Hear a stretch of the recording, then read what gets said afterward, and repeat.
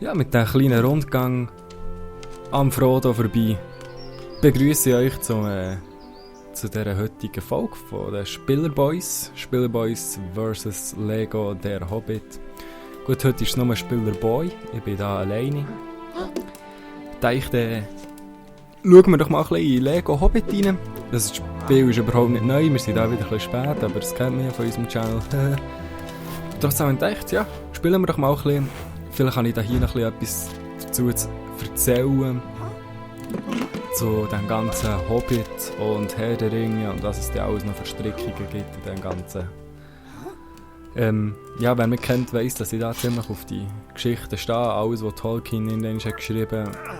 Er hat wahrscheinlich viel zu viel Zeit investiert, die Sachen zu lesen, aber das ist jetzt eine andere Geschichte. Ja, ich dachte, vielleicht weiss ich da noch etwas zu diesen Sachen, die vielleicht irgendjemand interessieren könnte. Und ja, schauen wir doch einfach mal rein. Also ich will mich da überhaupt nicht als Experte bezeichnen, ganz und gar nicht. Das ist, ja, wer sich ein bisschen mal mit dem Hobbit und Herr der Ringe und eben ein bisschen tiefgründigeren Geschichten von Tolkien hat befasst, weiss, dass da extreme Verstrickungen gibt. Und es ist nicht nur Herr der Ringe und Hobbit, die er hat geschrieben, der Herr Tolkien, der Autor. Es gibt auch noch viel mehr. Und es hat halt alles ein bisschen Zusammenhang. Aber ja, trotzdem habe ich gedacht, schauen wir mal ein bisschen rein und schauen, ob ich etwas darüber zu erzählen. Also, lassen wir da Bilder noch ein bisschen auf der Spinne rumhacken. Na gut. Oder irgendwie ein Buch. Oh, ist echt das rote Buch, das wir alle kennen? Oder vielleicht kennt es auch niemand noch mehr oder was auch immer. Aber wir starten jetzt einfach mal. Und schauen mal, was so passiert.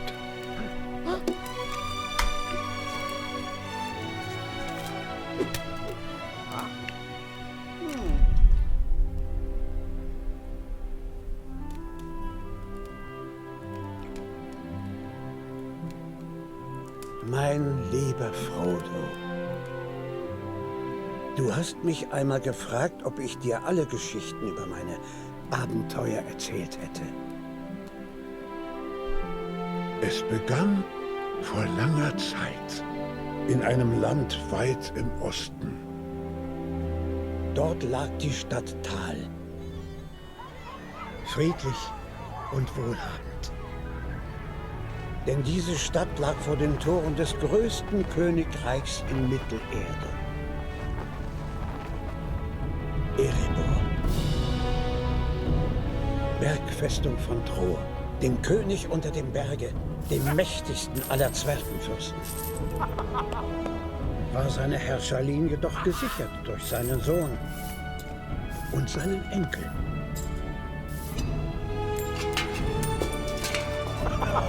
Alle huldigten ihm, selbst der große Elbenkönig, Thranduil.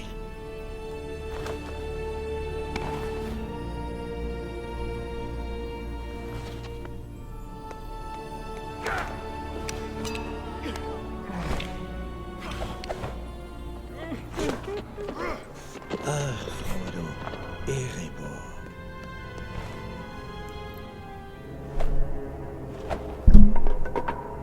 Mein Lehnsherr, unser König möchte, dass du und dein Sohn die heutigen Bergbauarbeiten beaufsichtigen. Ja, also dann können wir doch das ganz schnell. Oh, sorry. Die Schönheit dieser Festungsstadt legendär.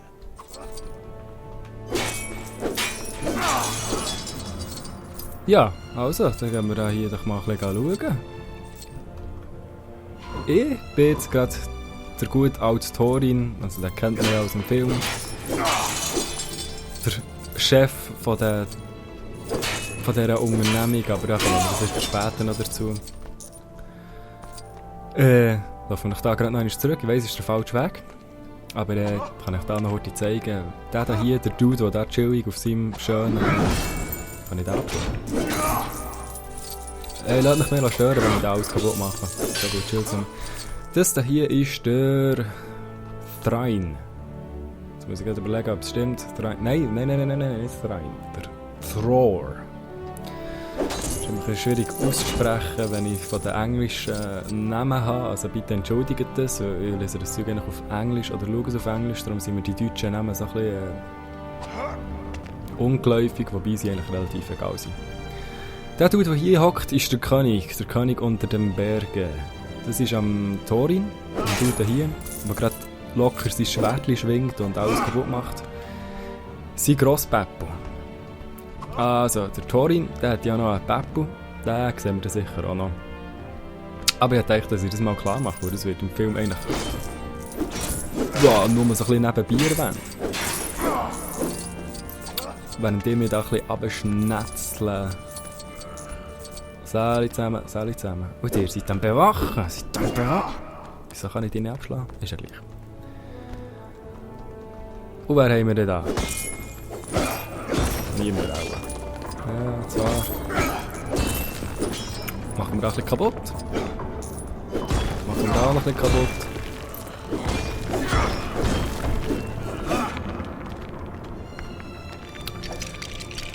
Jetzt sehen wir da auch noch gerade einen grossen Teil. Also wer schon einmal so ein Lego-Spiel hat gespielt, weiss, dass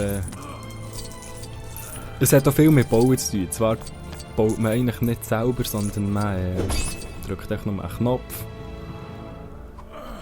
Aber es gibt immer wieder Elemente, wo man da etwas aus Lego baut. Das ist noch witzig.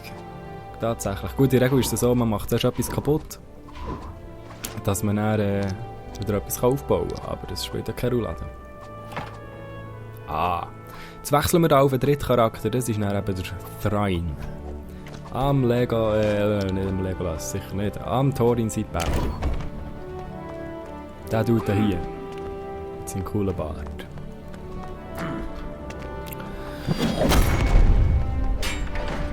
Aha.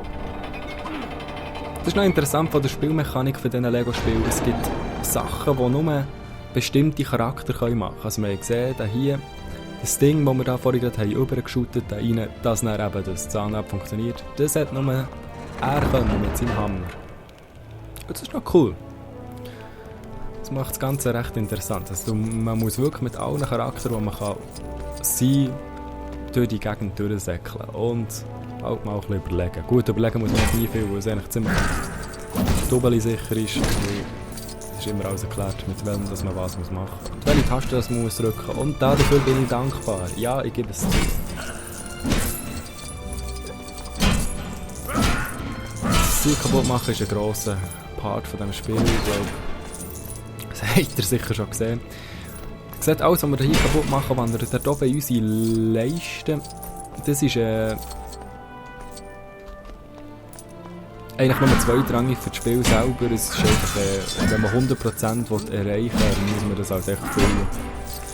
Erwarte nicht, dass ich 100% erreiche, weil es gibt so viel Zeug zum kaputt machen und so viel, was man sonst noch auflesen kann. Das wird viel zu lang gehen. Ja, ich verbringe wahrscheinlich jetzt schon viel zu viel Zeit damit. Aber es juckt mich halt echt in den Fingern, Sachen kaputt zu machen. Ja, ich bin einfach ein bisschen dagegen. So. Und ihr Dudes versperrt mir den Weg. Mir. Schade, dass ich die nicht abschlagen kann. Aber versuchen wir uns jetzt einen anderen Weg. Das ist sicher ein anderer Weg.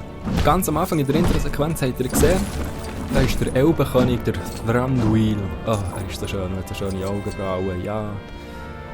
Stellen wir nicht alle ein bisschen auf ihn. Kam zum grossen König unter den Bergen und hat ihm einen Bogen geboten und der böse König hat den so grusig abgelehnt. Und da sieht man schon ein bisschen, da besteht, die sind ein bisschen hässig aufeinander, die Zwerge und die Elben. Oh, super. Zwerge und Elben, die sind ein bisschen hässig aufeinander. Und das wird eigentlich auch nie so richtig erklärt im Film. Wieso? Das ist einfach so. Und andererseits, jetzt muss ich das da aufschmeißen. Das ist natürlich sehr interessant. Und da, Bombu. So, okay, willkommen. Uleschenkläs. Aber genau so lenkt man wach ab. Das ist normal. Wir werden auch angelenkt. Don't mind me, guys. Ihr Oh, schön. Reichtum lag in der Erde, in kostbaren Edelsteinen, geschlagen aus dem Fels und in riesigen Goldadern, die wie Flüsse durch den Stein verliefen. Sehr schön, sind wir da tatsächlich noch in der Werkstatt der Zwerge. Mal schauen, was sie da machen. Und da. Was machst du? Was machst du? Was machst du? Gut. Wo bin ich gewesen? Wieso, dass Elben und Zwerge da sich in ein gespanntes Verhältnis haben? Das ist recht kompliziert und ich kann da auch nicht so viel darüber erklären. Muss ich fast mit Musik stehen. Elben und Zwerge haben schon eigentlich nicht unbedingt immer ein schwieriges Verhältnis gehabt, ganz und gar nicht. Es sind einfach, zum Beispiel, wenn man an andere Elben denkt, also es gibt ja verschiedene Elbenvölker, Elbenstämme. Wir haben eben gerade den Thranduil gesehen, der da mit seinen Waldelben im Wald das rumhauselt. Wir haben zum Beispiel ja noch die Elben rund um Elrond im Bruchtal. Und zum Beispiel die Elben im Bruchtal, die haben nie ein Problem mit den Zwergen. Ganz im Gegenteil, sie machen sich darüber lustig, also ja, machen sich über die Bärte von den Zwergen lustig, aber hast du nie ein Problem oder sonst irgendwie etwas gehabt? Das Verhältnis, das sie haben, die Zwerge aus dem Erebor, also hier aus dem Berg und den Waldelben, ist ein bisschen gespannt. Es gibt so ein Ereignis, wo, jetzt muss ich gerade überlegen, ist im 2. Zeitalter gewesen. Das ganze Zeug spielt hier im 3. Zeitalter. Jetzt hoffe ich, ich habe gerade nichts Falsches erzählt, aber ich glaube, es ist so. Da hat mal ein Elbenkönig, ich hoffe, ihr habt bemerkt, wie galant ich da die Tür aufgemacht, aber das ist jetzt noch mal nebenbei, einer der Elbenkönige hat sich ein Silmaril. Ein Silmaril, das ist ein Edelstein. Ein sehr wertvoller und sehr grosser und sehr schöner. Und eigentlich ist er noch viel mehr, aber es ging jetzt zu weit, wenn ich noch erklären würde, was das alles ist. Und wo der kommt. Auf jeden Fall ist es eine sehr schöne Geschichte, also wer sich für das interessiert und eine schöne Liebesgeschichte hören will, soll sich auf jeden Fall mal mit Bären und Luthien befassen. Und da wird so erklärt, was eben die Silmaril sind, die Steine. Was jemand interessiert, kann ich da gleich noch einmal darüber reden, aber es interessiert niemand, weil es niemand schaut. Aber auf jeden Fall, einer von diesen grossen Königen hat sich den in so ein Halsband, oder mal ein Halsband ist es, glaube ich, einfassen, so einen Stein. Jetzt schauen, was ich da muss. Aha, da muss ich auch etwas bauen. Aha, da brauche ich Rohstoffe zum Zeug zu bauen. Habe ich nicht. Habe ich alles nicht, muss ich dann einfach sammeln. Ewig gäbig, dass hier so viel Zeug ist zum kaputt machen, wo dann sicher alles vorkommt. Aber eben, einer von diesen grossen Königen, Elbenkönigen, hat sich so einen Silmaril, also so einen wertvollen Edelstein, in ein bestimmt extrem sexy Arm- oder Halsband einfassen. Und für das hat er eben den Zwergen gegeben, weil, wie wir alle wissen, die Zwerge sind geschickte Handwerker und haben Erfahrungen mit all dem Metallbau und Schmuck und Waffen. Also wenn ihr je irgendetwas einfassen müsst, dann gebt es den Zwergen. Und so hat es eben auch der Elb gemacht, der Elbenkönig. Allerdings waren dann die Zwerge von dieser Schönheit so fasziniert gewesen, dass sie den nicht zurückgeben wollten. Das eingefasste Edelstein und das Silmaril. Und ja, das ist natürlich relativ unnett. Die Elben sind erst seitdem eigentlich relativ mehr geworden. Wie dann gut, es gibt dann natürlich noch aus der Zwergensicht, muss man sagen, die Elben haben Scheins nicht gezahlt. Da ist natürlich irgendwie eine Bezahlung abgemacht worden und die ist von den Elben nicht geleistet worden. Was jetzt stimmt, das ist eigentlich nie beschrieben. Weil Tolkien hat sich ja sehr darauf geschaut, dass er ja nicht irgendwelche Seiten bevorzugt oder jemand vernachlässigt. Darum ist es einfach nicht klar, wer jetzt eigentlich die Schuld ist an dem Ganzen. Aha, an diesem ganzen Konflikt. Auf jeden Fall stammt das vielleicht in kleinen Zügen der Konflikt zwischen Elben und Zwergen. Einmal im Erebor könnte von dem ein bisschen stammen. Und nachher würde ich sagen, es ist nicht auszuschließen, dass es einfach auch die zwergische und elbische Arroganz ist, die halt einfach eine Rolle spielt. Aber ja, da reden wir jetzt nicht drüber.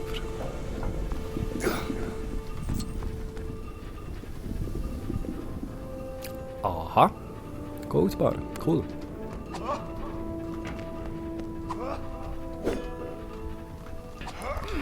Ja, Zwerge und Elben, die haben es nicht unbedingt immer schlecht.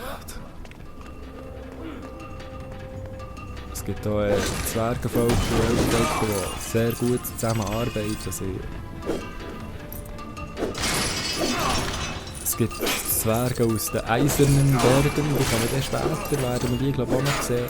Die haben gute Verhältnisse zu den Elben. Neben, wie gesagt, die Elben im Bruchtal rund um Elrond haben auch nie irgendwelche Probleme oder so Abneigungen gegenüber den Zwergen.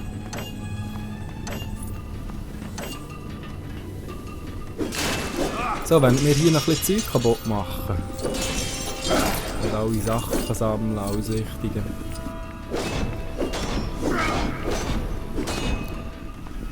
Aha, da brauche ich auch den hier. Ah, habt ihr gesehen? Da brauche ich einen Hammer. Der Hammer. Aha.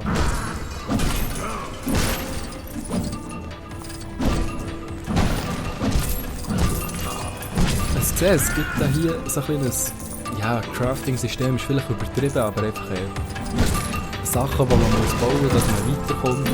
Und für dass man Sachen bauen kann, muss man halt auch Sachen haben, wo man die Sachen dann herstellen kann. Und das ist mir jetzt neu, das habe ich noch nie in einem Lego-Spiel gesehen. Und ja, mit dem ist gerade auch schon beantwortet, ich spiele noch mehr Lego-Spiele. Haha. Weil ich habe kein Privatleben und kindisch bin ich auch. Gut, mehr Lego-Spiele ist einfach übertrieben. Ich habe Lego Hobbit gespielt. Und ja, das wäre es eigentlich auch. Aber es ist sehr... Ich habe die gerne in Lego gespielt. Ihr seht es sicher auch noch wieso. Gut, wir haben dann das Zeug gesammelt. Und jetzt können wir es bauen. Krese, oder?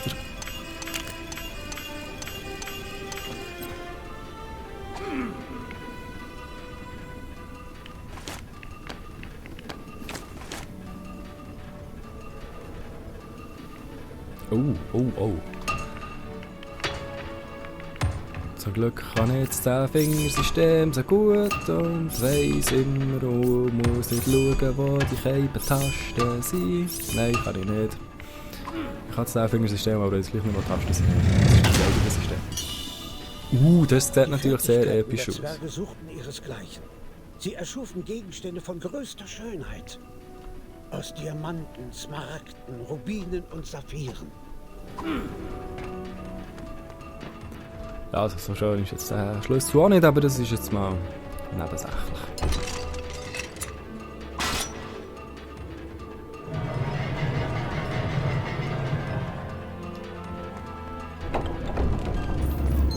Ja, schön. Ja, ich würde sagen,